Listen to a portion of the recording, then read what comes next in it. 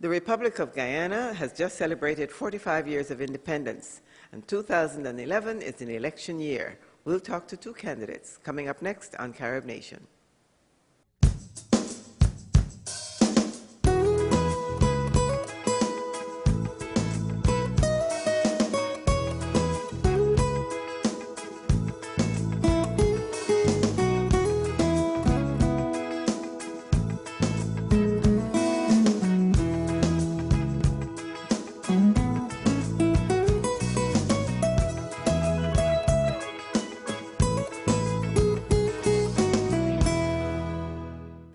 Hello, welcome to CaribNation. I'm Doris Dean.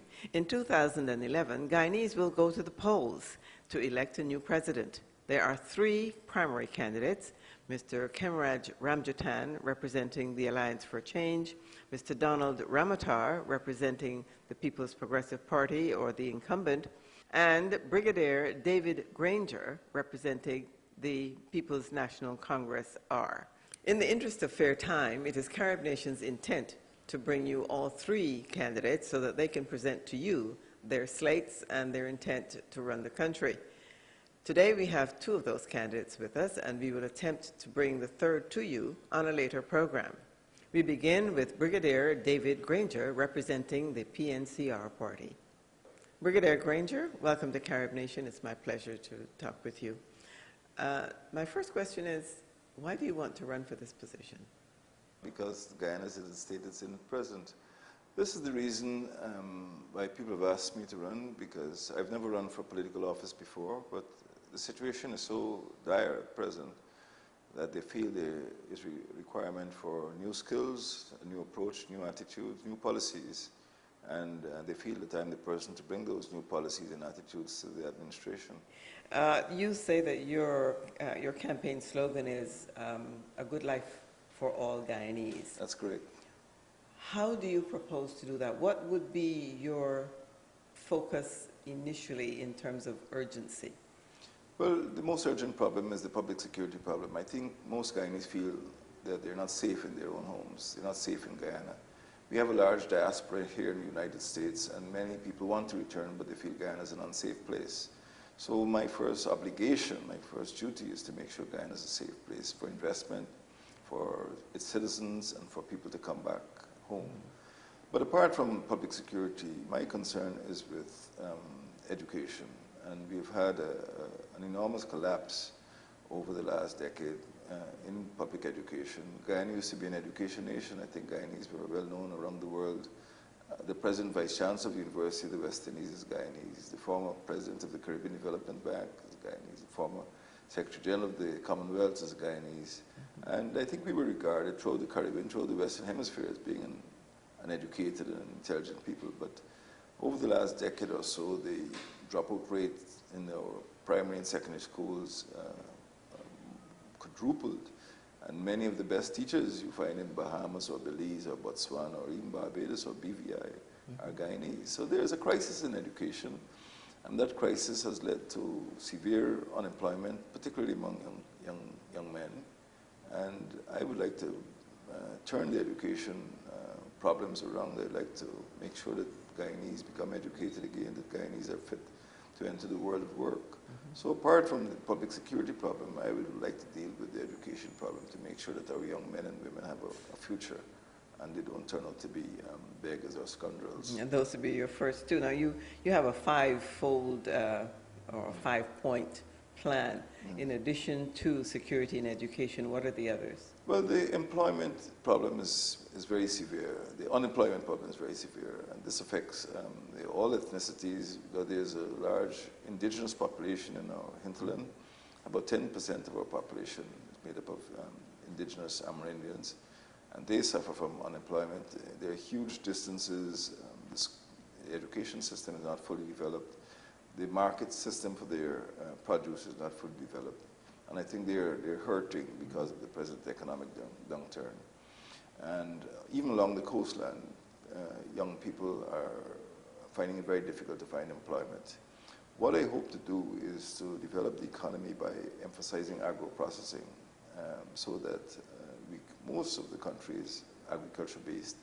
And we feel that if people are provided with simple machines, if people are given the quality training that they need, and if people are given the microcredit, they can get involved in their own enterprises, producing food for the market and even for the Caribbean's single market and economy.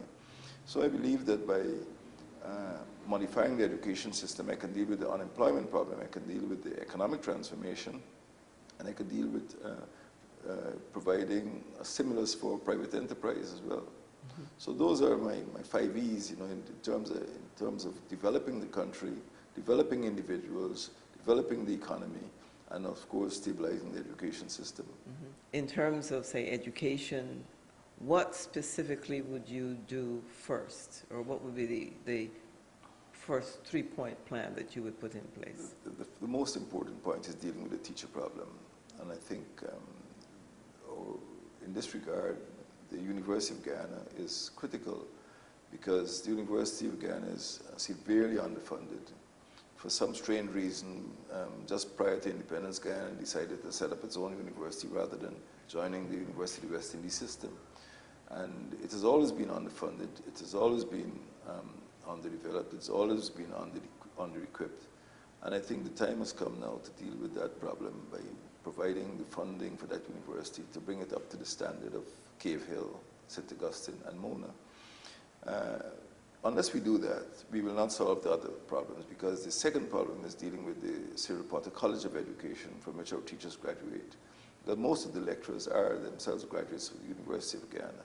And if we don't produce top quality graduates, we produce poor quality lecturers at the Cyril Potter College of Education. Third, I have to deal with the problem of retaining teachers in Guyana. The pay is so poor that, and the other benefits, for example, is still required to resign or retire at the age of 55. Many of them want to go on until 65 or longer. That's a young age of 55. It's a very young age, and it's, the teachers don't like it at all.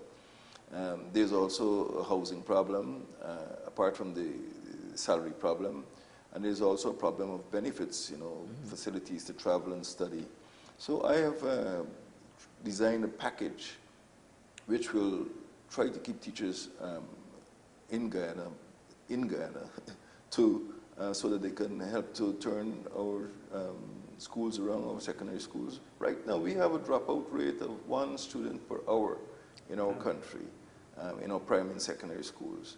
And the only way I can do that, turn that or stop that hemorrhaging, is by encouraging our teachers to remain in Guyana rather than migrating to Botswana and Belize and the Bahamas. Okay. This is all going to cost a lot of money. How do you plan to raise the money, especially in the state that Guyana's economy is, and the relationship that Guyana has with the international lending institutions? Well, there's an old saying, you know, can we afford to do it? And the answer, of course, is can we afford not to do it? Yeah. We can find the money. We have a very, I call it a punitive value-added tax, and the government is reaping more money than they expected. So we will find the money from taxation, but the education problem is so severe that we cannot afford not to deal with it. If it means borrowing, if it means cutting other programs, you know, this will have to be done.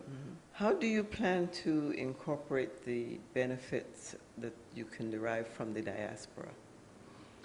Well, as I've always said, that Guyana is a nation divided in two, because our population at home is just 750,000, and it is estimated that there are 750,000 Guyanese in the diaspora. So it's one nation divided in 2 continents, half in South America and half in North America. We would like, I've spoken with members of the diaspora. This is my 2nd trip to Washington, and I think they would like to come home, particularly in the field of information transfer or technology transfer. Many of them are prepared to come back home to teach and to work with the administration. Some of them are prepared to invest. Some of them are prepared to send equipment. So what I intended to do and what I told them I would do is set up a department of the diaspora, because there's so many of them. That was my next question. Well qualified.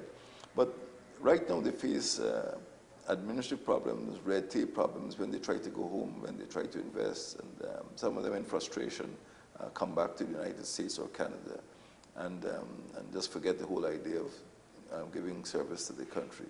We last week celebrated our 45th anniversary of independence. I think Barbados itself would celebrate 45th anniversary of independence. And people cannot help but compare, the quality of life in the two countries. And I think our diaspora still have the memories of what we hoped to do at independence 45 years ago.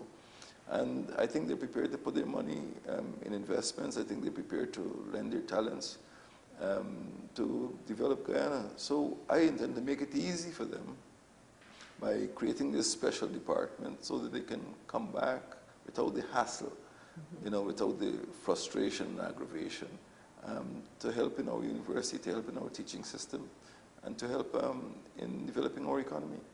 Moving on to the perception.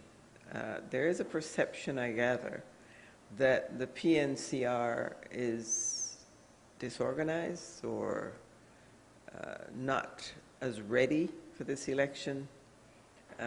There's also the perception that there's a division. We know that we have the ethnic voting process or style of Guyana, where the Indians are more likely to vote for the PPP and African Guyanese for the PNCR or any other. The AFC, one of the other parties that is supposedly a counterpart, they have expressed the feeling that they're not welcome, that there's a divide in thinking between the PNCR and the AFC. Can you address those issues and set the record for us? Well, on the first question, the PNC is more united now than it has been over the last 5 years. We had a primary election process, which is the first time it was used in Guyana. It's the only party that has had a primary process. I personally, along with 4 other nominees, had to go through all 10 regions of the country. We had to debate in front of huge communities, and on the 26th of February, elections were held. And I was elected the presidential candidate for the People's National Congress. No other party has attempted such a transparent democratic process. The PPP had a meeting in a boardroom where the candidate was selected, and the Alliance for Change had a meeting in the conference hall, and people elected the candidate by a show of hands.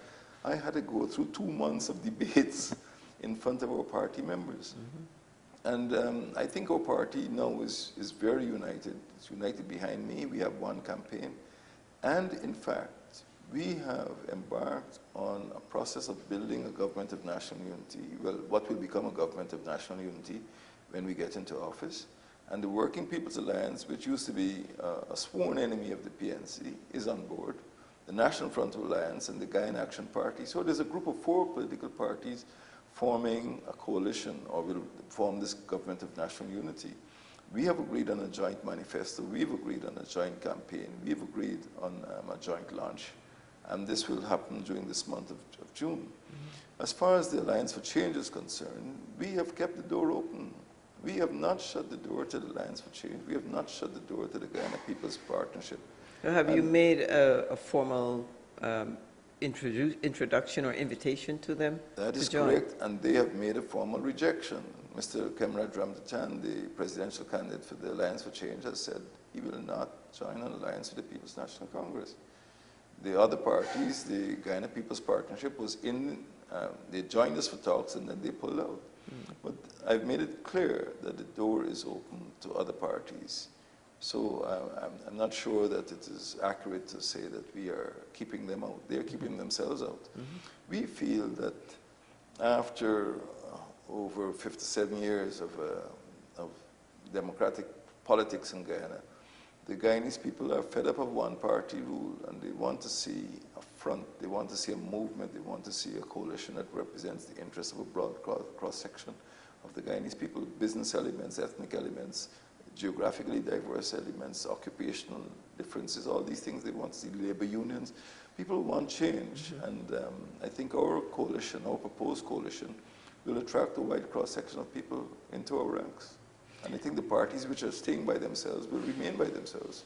Our best wishes to you in the campaign, and we hope to see more of you. Thank you very so much. My pleasure. Bye.